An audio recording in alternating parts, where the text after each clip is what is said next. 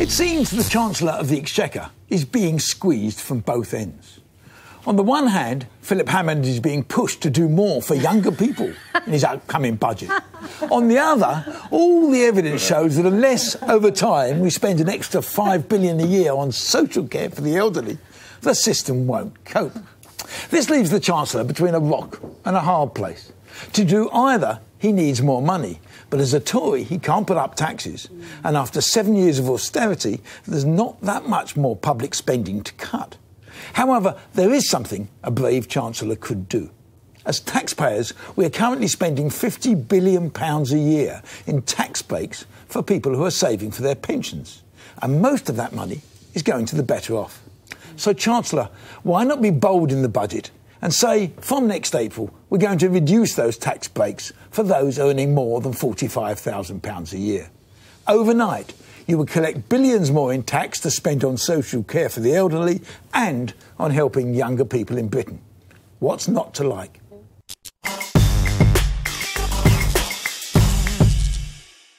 What's not to like, Greg? I think my issue with this, and I've got a lot of sympathy for what you're saying, and it is we do have a problem when it comes to the young. They're really screwed on every level. It's really unfair. But the thing is, they have pensions too. Yeah. And they're also going to be old too at some point.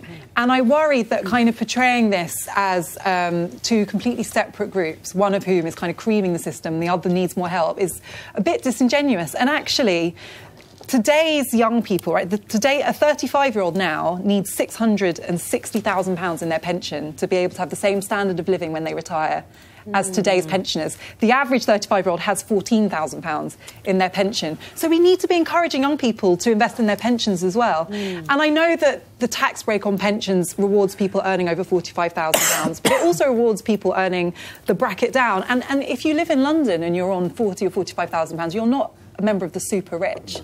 So I think there is an issue there. And another thing I just want to raise quickly, 40% of 30 to 40-year-olds do not have any pension savings. No, and which is a big... I'm all in favour of... We need to incentivise people to save for pensions. You do, and those people under 45 will make no difference, who are earning less than 45,000, it'll make no difference to them. They'll still get the tax break. All I'm saying is that disproportionately, this tax break is going to people who earn more than 45,000. And therefore, I've always believed that the rich have got to pay more. But the rich have a cap on how much tax break they can get anyway. So this isn't really helping. This isn't really penalising the rich. The cap is a long way up, but there is. I tell you, it would save you probably $20 billion a year, or 15, 20 billion, something like that, which would make a lot of difference to social care and make a lot of difference if you wanted to get rid of, say, university fees. Can I ask a question in terms of individuals? So, what would you reduce it by? What sort of percentage in terms of the break?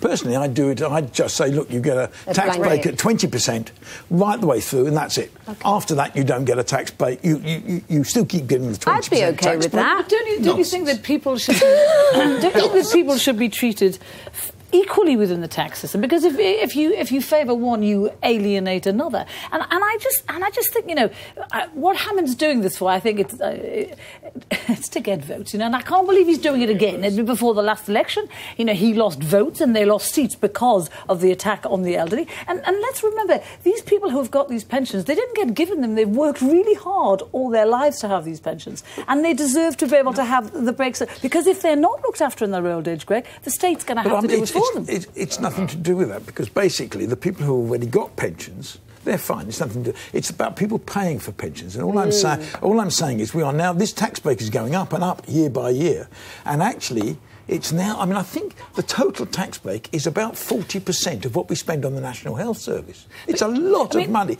and therefore you've got to do something radical. Now, I would continue to give the tax break to younger people at a certain, who are earning a certain amount of money. But all we're saying is when you get to 45, 50, 60, 70,000, you don't need such a big tax break. Greg.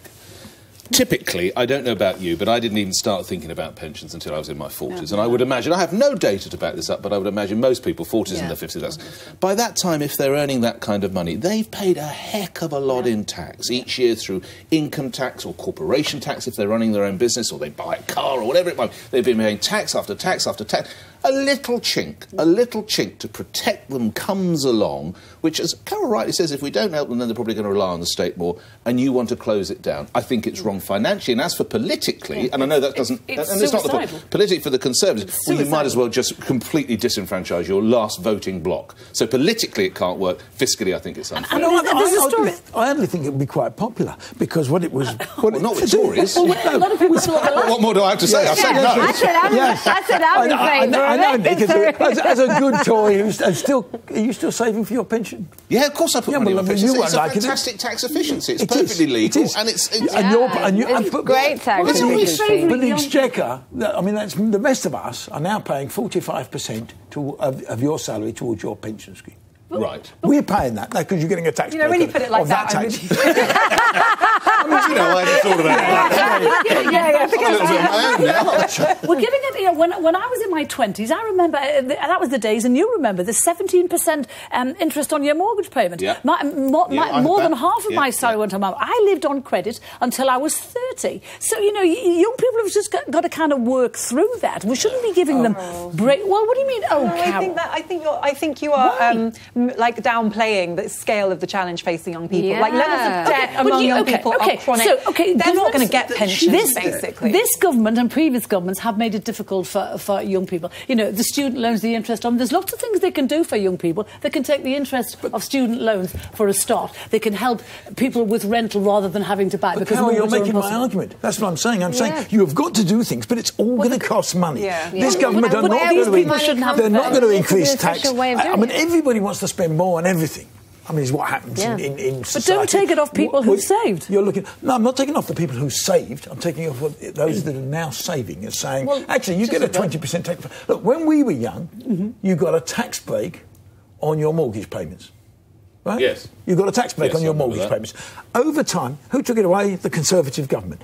Rightly. Why should you give tax breaks to people who are paying mortgages, but not to people who are tenants? And that gradually went away. The same will happen here. This figure is going up every year quite considerably, and actually it doesn't need to be. So let's take it away from those who don't need it. I think it's a great idea, and I would happily do it. I've got a lot of sympathy for it, but I do wonder if it's just a bit of a gimmick as well. This whole new deal for the next generation. Getting the young. It's not enough. Well, that's what I'm saying. It's also got to be. Look, if we don't put more money into social care, the system collapses. Yeah.